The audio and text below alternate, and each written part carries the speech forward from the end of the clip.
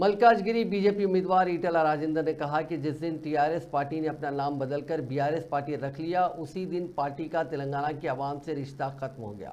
उन्होंने कहा कि बीआरएस ने अपना एतमाद खो दिया है और इस पार्टी को वोट देना एक नाली में फेंकने के मुतरादिफ है। उन्होंने मल्काजगिरी पार्लिमानी हल्के के मौलाली हाउसिंग बोर्ड कॉलोनी में खिताब किया। उन्होंने कहा कि गुज़िश्ता असेंबली इंतखाबात में लोगों ने बीआरएस हुकूमत पर बरहमी जाहिर करते हुए केसीआर के खिलाफ वोट दिया। अवाम ने रेवंत रेड्डी या कांग्रेस पार्टी के वादों को देखकर वोट नहीं दिया।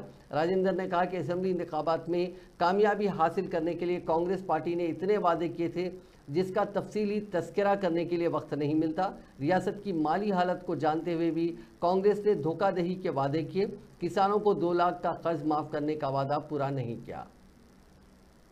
తొలిశంకారావం మల్కాగిరి ర్యాలీలో పూరించినప్పుడు మల్కాగిరి ప్రజలు చూపిన ప్రేమ కురిపించినటువంటి ఆ ప్రేమానురాగాలు వారు ముగ్ధులైపోయి నాగర్ కర్నూలులో జగిత్యాలలో 2 సార్లు మళ్ళీ మల్కాగిరి ప్రస్తావన చేయడం జరిగింది.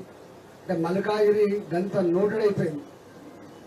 వారు ఎప్పుడు నచ్చితే ఒక ఫోటో పెట్టుకుంటాడట, ఒక సెంటెన్స్ మంచి సెంటెన్స్ రాసుకుంటాడట.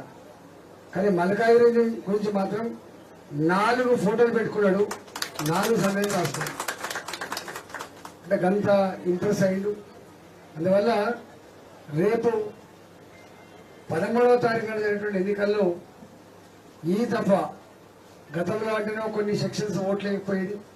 కానీ గమ్మత్తైన విషయం ఏంటంటే ఏ బస్తీలలో అయితే ఓటేయకపోతే నేను లేనట్టు అని చెప్పి భయపడి ఓటేసేదో ఇవాళ పరిస్థితి ఏంటంటే ఉల్టా ఉన్నది.